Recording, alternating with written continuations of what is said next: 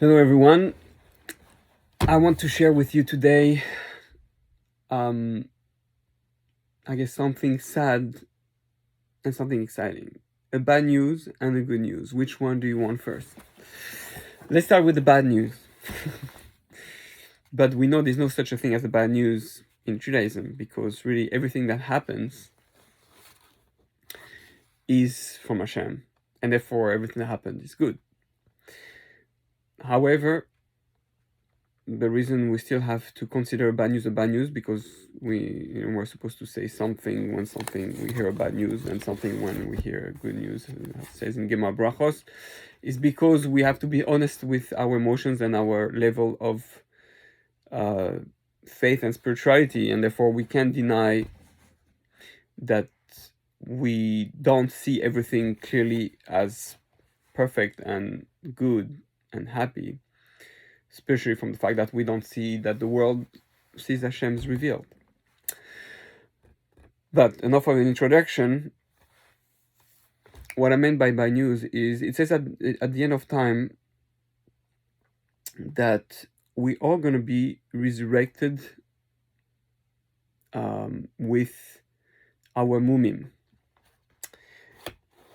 That at first, and when speaking at the end of time, it can be now, according to many, like Rabbi Yitzhak Meir Morgenstern of today, who is alive today, and many other people in Hasidus or Kabbalah explain that Tchias HaMesim doesn't necessarily mean that the bones are going to come out, from the ground and the zombie style thing with the dead are going to rise from the grave. It means that the neshamos are going to come back into the bodies that we have today. All the souls are going to come back for the final, more like reincarnation. Some say it's literal. It's a debate. As we always know in Judaism, we need always some healthy, exciting debate. But I want to take that side of Yitzhak Meir Morgenstern, that this, it's happening today, right now, it's happening. We are the resurrected body, so to speak, our resurrected soul, coming back into new bodies in order to complete our healing. And so the reason why this is so important is because I was really, I work as a therapist, marriage coach, and I try to help people who suffer with the help of Hashem. And when I look around me, I see an epidemic. I see that, and I'm not excluding myself from it. For example, Chas v'Shalom, everybody needs therapy. Everybody is in pain. I feel like the world is sick. Even the people that look really happy, they went through tremendous suffering or trauma. It looks like everybody has been abused. Everybody went through some trauma. It's scary. It's very scary. And the question is, what's happening? Like, why all of a sudden everybody goes to therapy, or everybody needs therapy? I mean, that's what not to get more jobs. I have plenty, thank you. But everybody really needs therapy. Almost everybody I meet. And again, therapy doesn't mean necessarily always having a therapist. Therapy means really healing and using the Torah. In the past, we didn't have therapists. In the past, we had holy rabbis or tzaddikim or prophets, and they will tell us how to heal from the darkness. The Torah has all the answers we need. But as we know, just like we take medicine and we do our ishtadlus, we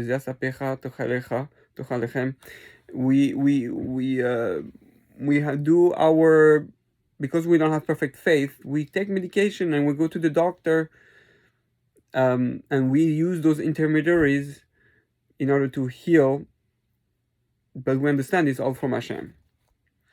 So too, we go to a therapist and we go through, people who can help us heal, even though technically we could go straight to Hashem. Do we know someone that they didn't have as much trauma as David HaMelech? Or as Dina, who was raped and kidnapped? Our whole Jewish history is full of trauma, torture, Auschwitz, all those things.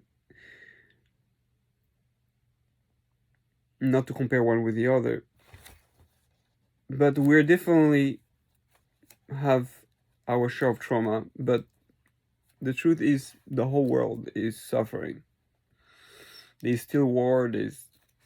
Now, what I'm trying to say, what I'm saying is that the reason I believe, I understand, I observe that the reason why today there's so much suffering, so much pain, it looks like everybody's going through some therapy or needs therapy, is because it says at the end of time, as we know, the Rambam writes one of the 13 principles of faith, that I believe that we're going to be resurrected, and we're told by Chazal that we are going to be born again, resurrected with our mumim, with our defect, and that we are going to, on our own, learn how to fix those mumim. Or Hashem is going to give us the tool to completely heal. But we need to come back with that baggage. We need to come back to face our problems, which is, in a way, living Gehinnom on earth. Or, again, the Gehinnom is not a bad thing. Gehinnom is a cleansing process to be able to finally access Gan Eden. So we are now derech Etz HaChaim, we're derech to Gan Eden, and to go back to the stage of Adam HaRishon, we need to clean ourselves, we need to heal. So we have the opportunity now to heal ourselves and not just let Hashem do it for us completely, so that we can have some merit in our own healing, in our own growth, in our own perfection. So I truly believe that part of the truth is that's why everybody goes to therapy. That's why there's so much darkness in the world. That's why so many people suffer, and everybody needs to do an introspection. Every majority need to really have been hurt and need to heal. It's part of the final process of Tchias HaMesim, which is in a way very exciting, because it means Moshiach is here. It means we have our opportunity now to do that.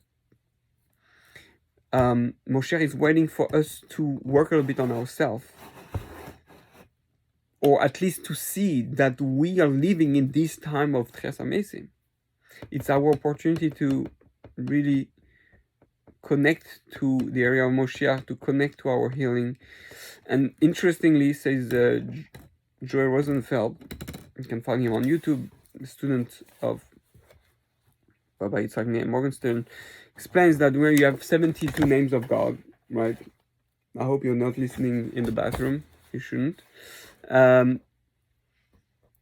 So the last one of the 72 letters of God is Mum.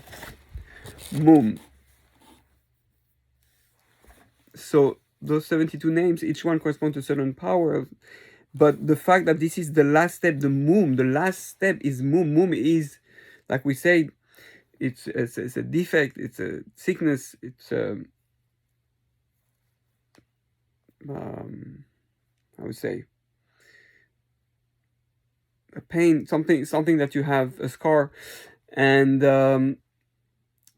it shows that that's the final process. Mum equals 86, which is correspond to Gematria Elokim, and of Hateva, nature. We need to confront our nature, our body, our emotions, our intellectual.